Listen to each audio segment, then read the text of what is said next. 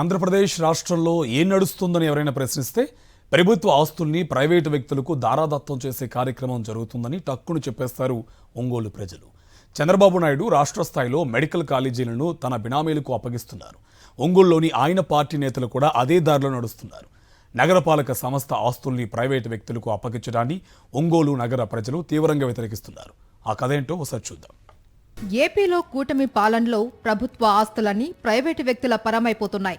రాష్ట్ర స్థాయిలో చంద్రబాబు ప్రభుత్వం మెడికల్ కాలేజీలను పీపీపీ పేరుతో ప్రైవేటు వ్యక్తులకు ఇచ్చేయడానికి రంగం సిద్ధం చేస్తున్నారు.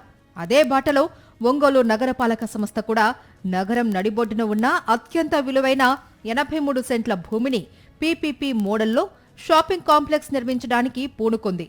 బ్యాంకు నుంచి లోన్ తీసుకుని కార్పొరేషన్ స్వయంగా కాంప్లెక్స్ నిర్మించుకుంటే ఆ సంస్థకే మంచి ఆదాయం వస్తుంది. కానీ నగరపాలక సంస్థ మాత్రం ఆ విలువైన భూమిని ప్రైవేటు వ్యక్తులకు అప్పగించి కాంప్లెక్స్ నిర్మాణం కోసం తీర్మానం చేసింది.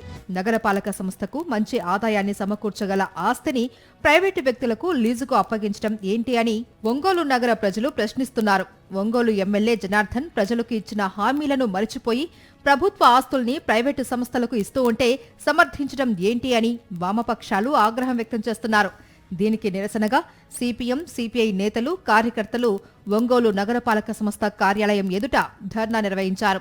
కార్పొరేషన్ స్థలాన్ని ప్రైవేటు సంస్థకు అప్పగించడాన్ని నిలిపివేయాలి అని డిమాండ్ చేశారు. ఈరోజు ఒంగోలు నగరంలో ప్రభుత్వ భూములన్నింటినీ కాజేయటం కోసం పాలక వర్గాలు విశ్వ ప్రయత్నాలు చేస్తా ఉన్నాయి.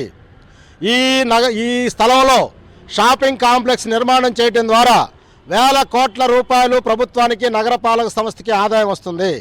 నగరపాలక సంస్థకి ఆదాయ వనరులు సమకూర్చుకునే పద్ధతిని విడనాడి ప్రైవేటు వ్యక్తుల యొక్క పొట్టలు నింపడానికి వాళ్ళ వేల కోట్ల రూపాయలు దండుకోవటం కోసం అవకాశం ఇవ్వటం అంటే కంచే చేను వేసిన విధంగా ఉన్నది. 500 రూపాయల కాగితం నేల మీద పెడితే అది ఎంత స్థలాన్ని ఆక్రమించిద్దో ఆ స్థలం 1000 రూపాయలకి కూడా రాదు పాత మార్కెట్ స్థలంలో.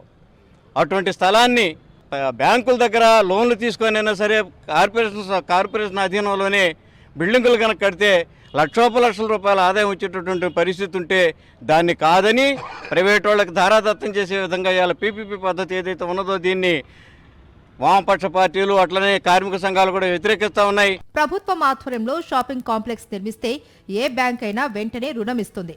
కాంప్లెక్స్ కు అడ్వాన్స్లు, అద్దెలు కూడా భారీగా వస్తాయి.